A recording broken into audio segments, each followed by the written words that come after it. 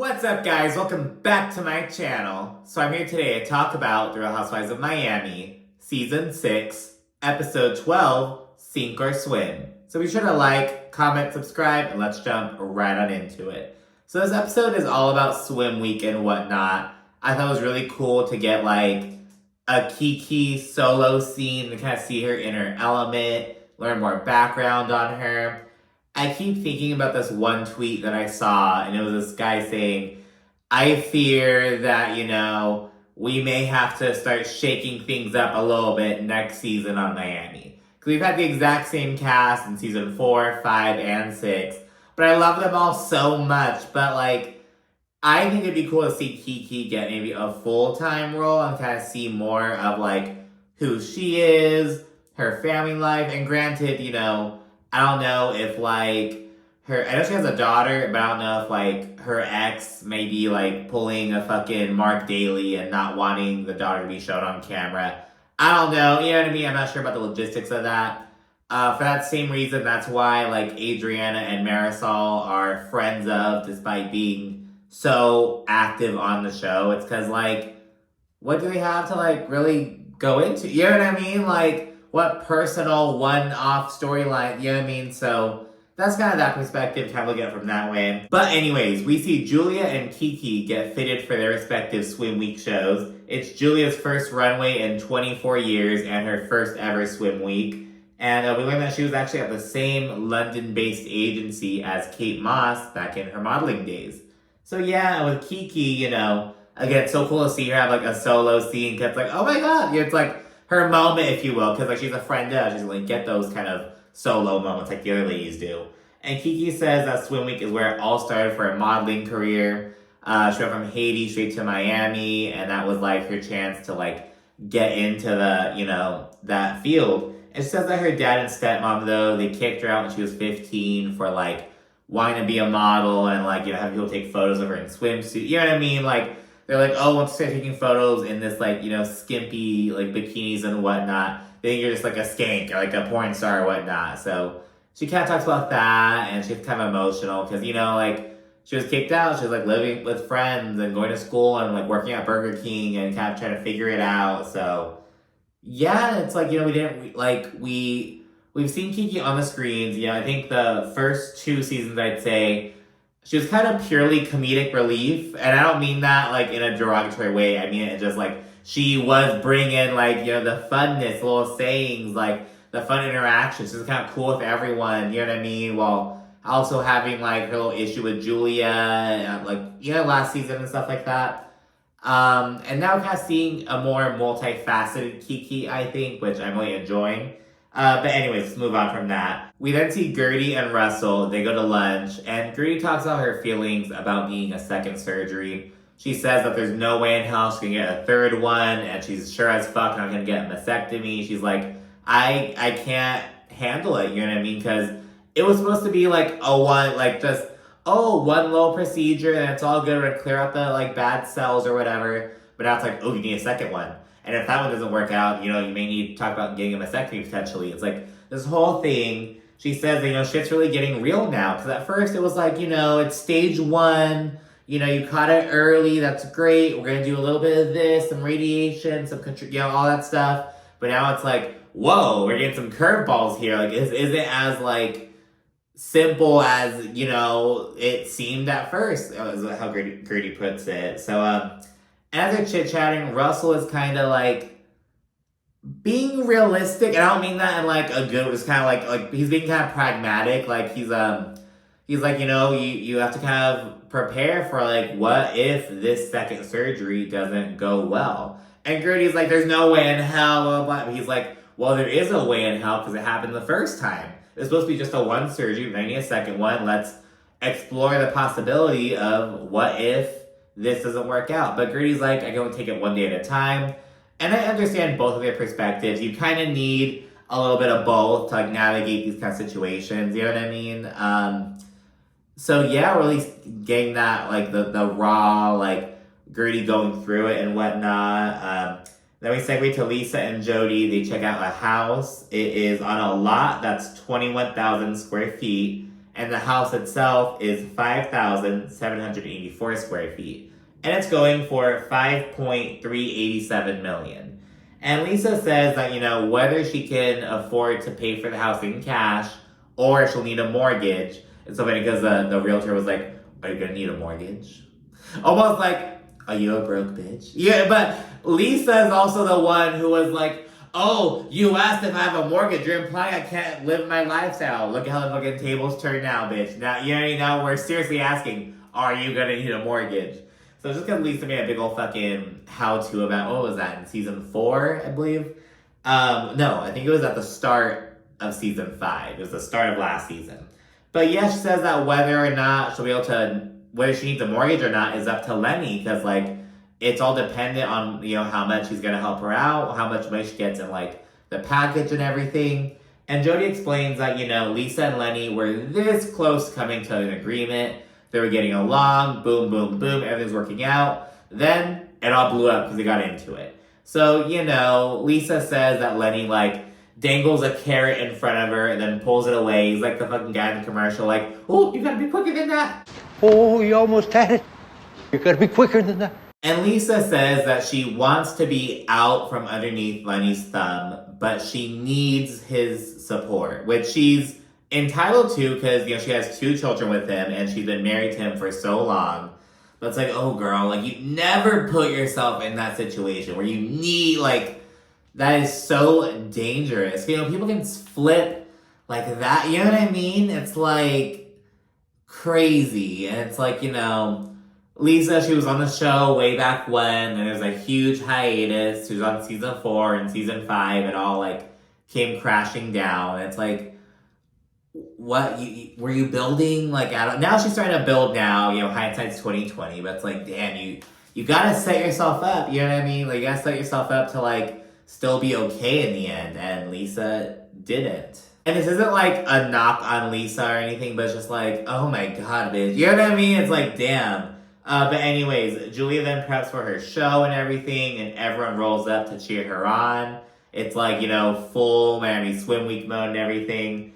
Beforehand, Nicole confronts Adriana while they're sitting with Guerdy and Kiki. And Adriana apologizes for not fully filling Nicole in on why she was bringing Anna. She's like, I asked you if I could bring Anna, but I didn't tell you why. And Nicole's like, I would have probably told you not to bring the bitch. I would have told you, do this shit at your own event, not mine. So they talk about that, and right then and there, Alexia and Marisol arrive.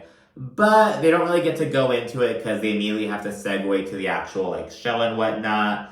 And so they see the runway and everything. And everyone is super proud of Julia. Kiki does say that I wish I had put her in something a little bit more skanky. Because earlier in the episode when we saw Julia preparing and everything during her fitting, we saw her in a actual swimsuit with nothing on the bottom. But during the actual runway, she was wearing just more covered up and everything. So Kiki says, I would like to see Julia in something a little more revealing. And she had a couple different looks. I could see, we have a couple more conservative ones. And maybe one that shows, look, because Julia's fine with showing titty. She's shown titty, you know what I mean? She loves to show her cleavage and everything. I was thinking about that one, it was in season 4.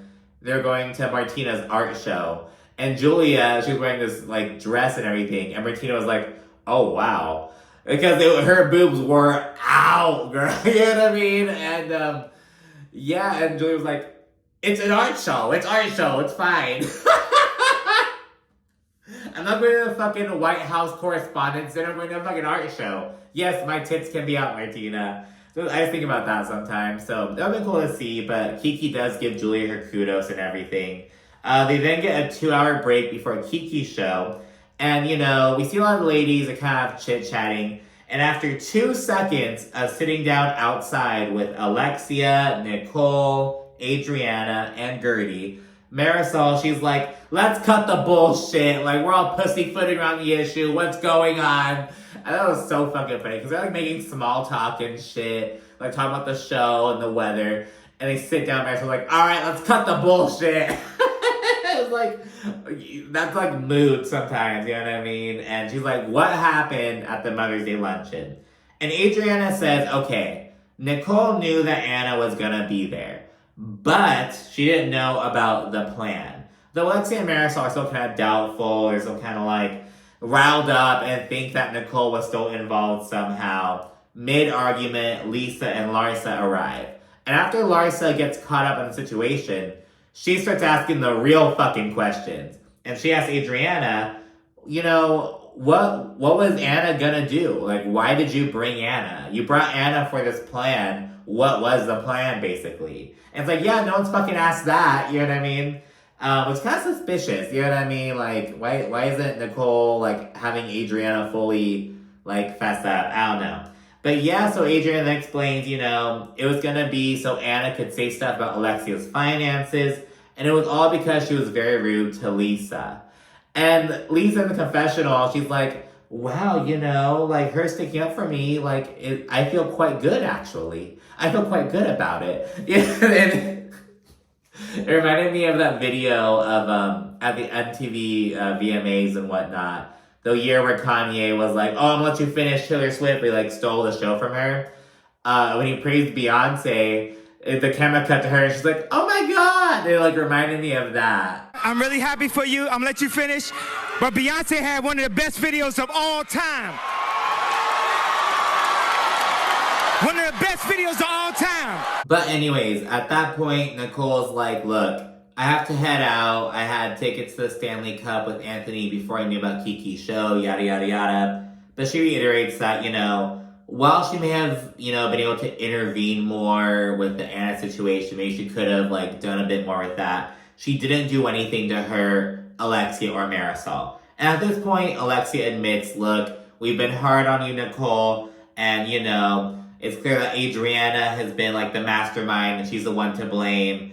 And, you know, they kind of make nice, but Nicole's kind of annoyed. She's like, wow, you know, I have to, like, go to all these lengths to fucking prove myself. But it's like, what the fuck? You know what I mean? It's not that big of a deal. Like, if we're friends, you should, like, give me the benefit of the doubt. And in the confessional, Adriana says that Alexia is always upset with Nicole because she is the true Cuban Barbie, not Alexia. So basically, Alexia is, like, hating on Nicole, according to Adriana. Which is funny because, according to Alexia, Adriana is hating on Alexia. So it's like, clearly Adriana just, like, trying to fucking get back at Alexia, whatever. We can see Kiki's fashion show, or her walking in the fashion show, I should say. Afterwards, they shower Kiki with support and everything, and she reflects on all she's overcome, and she's like, you know, my father and I, we've gotten to a better place. I still don't talk to my stepmom, but you know, for so long, I didn't have my family support, so having my friends support me is so important, yada, yada, yada. And just then, everyone boards the bus to go head to Kiki's after party. And she explained that, you know, she always kind of hosts an after party, but now she's inviting the girls to be this whole thing. Everyone fucking leaves. Except for Julia and Adriana. And everyone leaves because, okay, like, that's fucking event. So, like, there's, like, traffic and shit. And, like, the ladies kind of just get irritated and take Ubers. But it's like, why are you Ubering home and not Ubering to, like, the event? Or I don't know if they were, like, maybe the after party was there and they're just, I don't fucking know.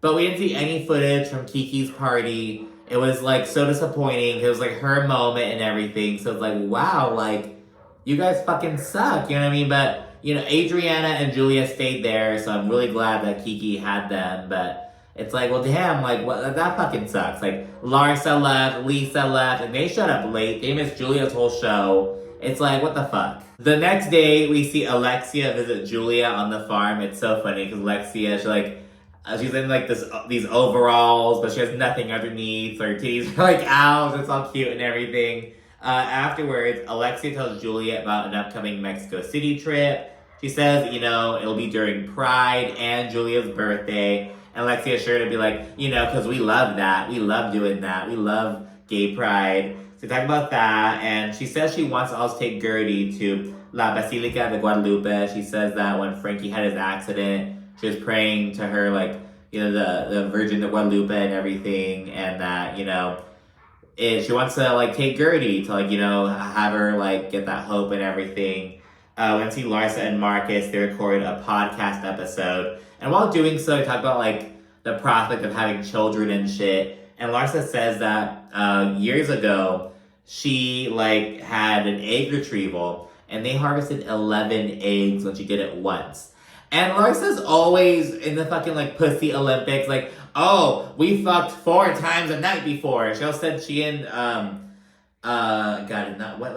Marcus, she's like, oh, we fuck like 5 times a night. Like, she's always like trying to be like, oh, my body just performed so well. Like, and she's always, just one extraction got 11 eggs. Oh my god. It's like this whole thing. Larsa's always her pussy has to like be the best in Larsa's eyes. It's like, oh my gosh.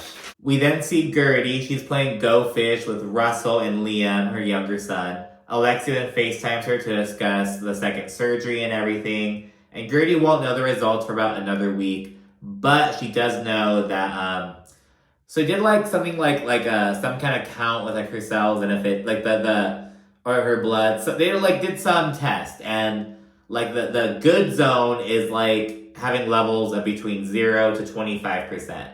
But Guerdy has 29%.